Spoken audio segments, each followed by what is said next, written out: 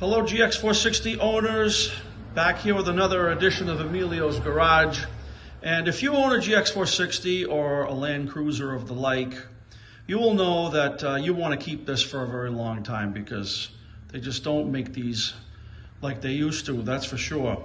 And one of the Achilles heels on these is, as we know, the condensate drain of the evaporator tends to drippity drip right on top of the frame.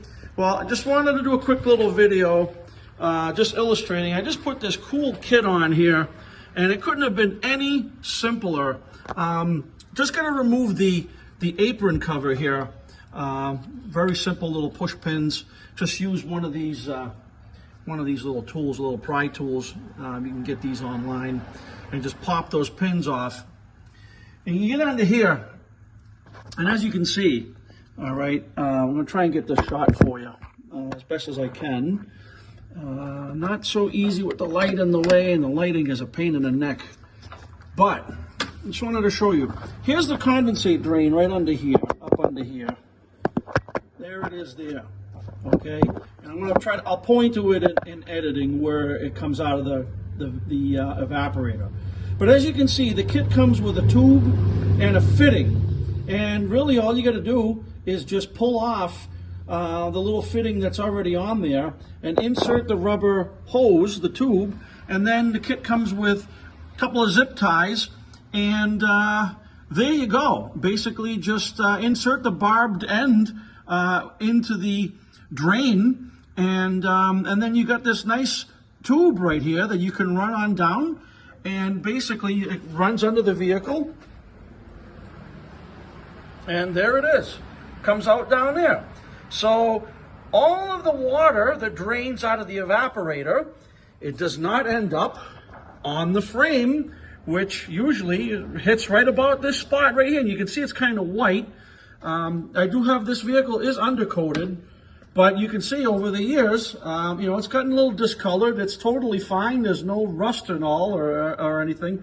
And I'm actually going to reapply now some more of my undercoating, which I happen to have some spray bottles of. But there you go. This couldn't have been an easier DIY. And for $12 I bought this little kit, and you could have easily made it up even with hardware store parts if you really wanted to.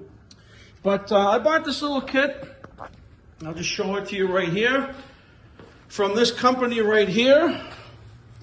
Nice little couple of little stickers they included. Very simple instructions. Okay, very, very easy to follow. 3 basic things. And there you go. There's your instructions right there. Very simple. And you know what? For $12, what the heck? So many of these GXs and Land Cruisers over the years, that's a failure point because the water drips on the frame for its life, and it gets inside the frame and it rots them out. So if you don't want that to happen, you might want to consider doing a relocation of your condensate tube like I just did. You can arrange it any way you want. You just need a couple of zip ties. I think this is going to work the way I've got it set up.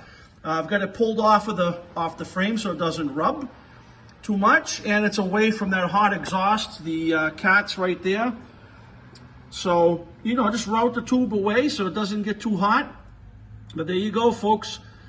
Simple little DIY rerouting your evaporator condensation drain so that the water does not drip down on your frame and rots it out prematurely. That's all for today, guys. I'll see you on the next one.